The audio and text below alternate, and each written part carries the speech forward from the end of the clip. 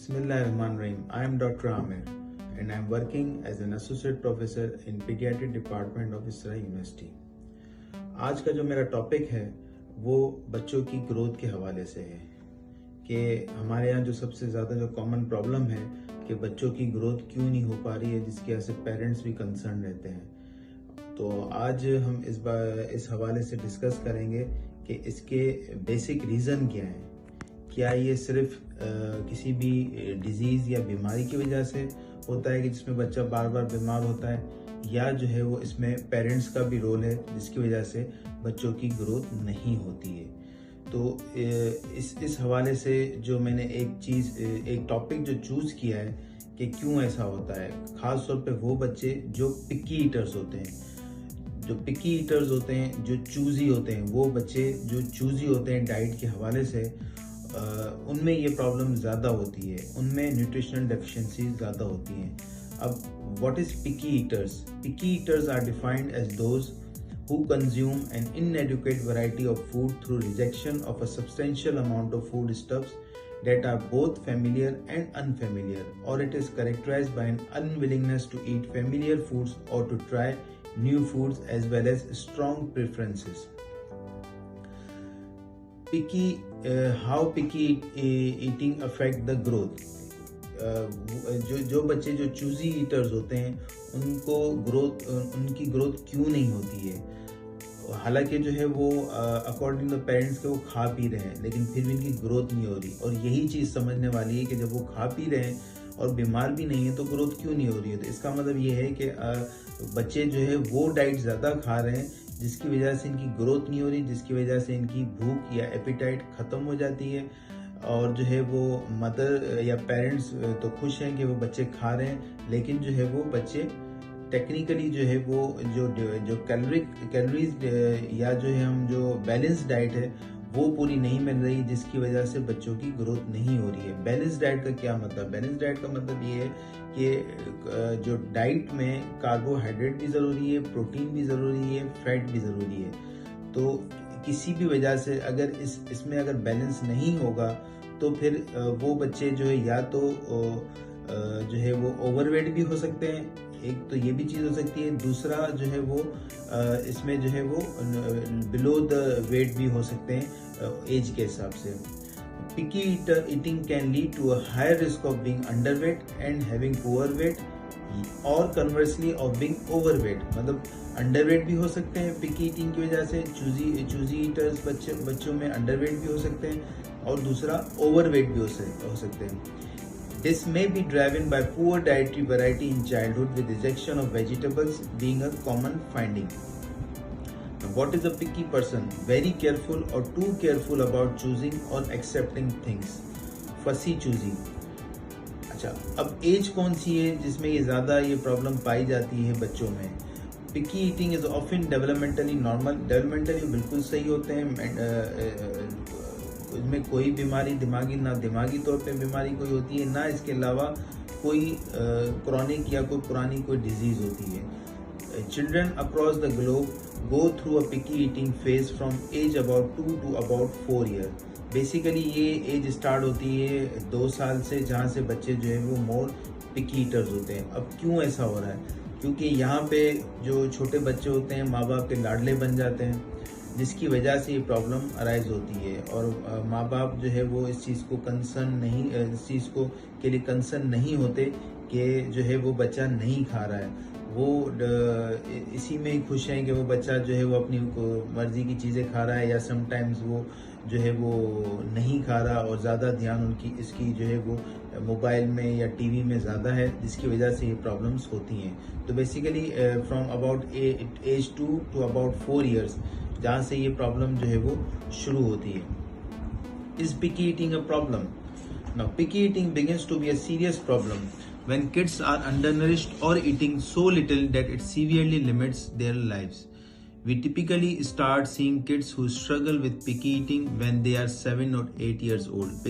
जैसे मैंने पहले कहा कि बेसिकली जो है वो 2 साल से 4 साल तक की एज ऐसी होती है जहाँ से प्रॉब्लम अराइज होना शुरू होती है। और जो है वो ये प्रॉब्लम जो है वो बच्चे की ग्रोथ को अफेक्ट करती है जब ये कंटिन्यूसली रहती है अराउंड 7 to 8 ईयर्स तक। और ये वो एज है जहाँ से फिर बच्चे को समझाना बड़ा मुश्किल हो जाता है, बच्चे को कंट्रोल करना मुश्किल हो जाता है। तो बेसिकली ये 2 से 4 साल तक का पीरियड या ऐसा है कि जहाँ से स्टार्ट होती है और बेसिकली आपको कंट्रोल करना है बिफोर 7 ईयर्स के, जब अदरवाइज जो है वो सीवियरली इफेक्ट कर सकती है इसकी ग्रोथ को। Is picky eating common? Yes, it is common.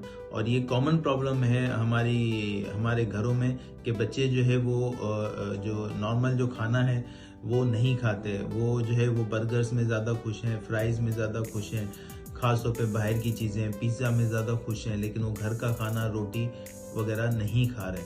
If you have a picky eater you are not alone. ये किसी एक घर की कहानी नहीं है, ये हर घर की कहानी है। In fact, 30 to 50% of the parents say their toddler is a picky eater. While this behavior seems to spike around the time children start walking. मतलब 30 to 50% जो है वो 2 से 3 साल वाले बच्चों में ये प्रॉब्लम्स पाई जाती हैं, लेकिन जो है वो ये प्रॉब्लम बढ़ती भी जाती है जब बच्चा चलना फिरना शुरू कर देता है, जब वो दूसरी एक्टिविटीज़ में इन्वॉल्व हो जाता है, खेलने कूदने में। It wanes for most as they approaches 4, 5 and 6 years. और ये Aahista Aahista picky eaters may get normal towards the diet by the age of 4, 5 and 6 years. ठीक है, 6 साल की उम्र तक जो है वो आहिस्ता आहिस्ता वो कंट्रोल में आना शुरू होते हैं। खासतौर पर इसमें पेरेंट्स का रोल ज़्यादा होता है। In general males appears to be greater evidence for picky eating than females. लड़के जो है वो ज़्यादा पिकी ईटर्स और चूजी होते हैं एज कम्पेयर टू फीमेल, जो एक स्टडी पाई गई है। तो इसमें यही बात है कि जो है वो 6 साल तक की उम्र ऐसी है जहाँ से आप या तो बच्चे खुद कंट्रोल में आ जाते हैं या आपको कंट्रोल करना पड़ता है विद योर बिहेवियर। अदरवाइज 7 और 8 साल की उम्र में जाके वो इसकी ग्रोथ को सीवियरली अफेक्ट करेंगे। How do you teach a picky eater to eat? Top 10 tips for picky eaters. वो बच्चे जो पिकी ईटर्स हैं उनको हम कैसे उनकी टीचिंग कर सकते हैं? By guiding the parents. Plan family meal time. Eat meals at the table as a family. Do not offer food while your child is playing, watching television or walking around.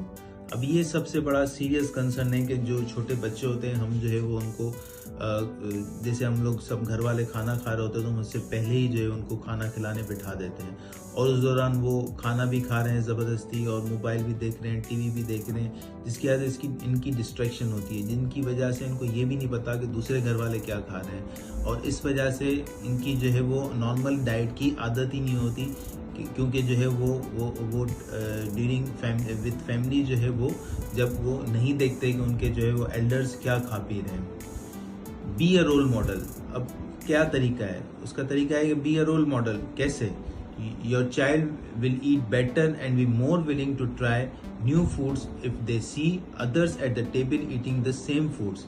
Family members including older siblings are important role models for healthy eating. जब वो table पे बैठेगा, जब वो देखेगा कि elders क्या खा रहे हैं, तो आहिस्ता आहिस्ता उसकी भी ख्वाहिश बढ़ेगी। जब उसको उसकी पसंद की चीज़ें नहीं मिलेंगी और उसको वही चीज़ें मिलेंगी जो टेबल पे पड़ी हुई हैं। Eat at regular times. Offer 3 meals and up to 3 snacks. Criteria क्या है? 3 times a meal and 3 snacks at regular times each day. Offer only water between meals and snacks. This will keep your child hydrated and will also make sure that they don't fill up before meal time. ये जो चीज़ है कि ये juices जो in between P रहे होते हैं, या समटाइम्स मदर क्या करती हैं कि बच्चा नहीं खा रहा, भाई क्यों नहीं खा पी रहा? जब हम हिस्ट्री लेते हैं तो हमें पता पड़ता है कि खाने से 1 घंटे पहले मदर ने उसको दूध पिला दिया।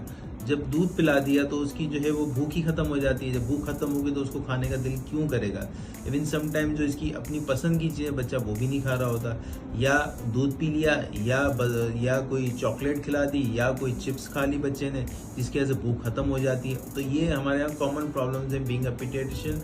हम जो है डेली जब हम हिस्ट्री लेते हैं तो हमें पता पड़ता है कि basically 50% of the time parents का फॉल्ट है कि बिफोर द मील वो उनको क्या चीज़ कोई ऐसी चीज़ें दे रहे हैं जिसकी वजह से जो है वो इनकी जो है भूख मिट जाती है।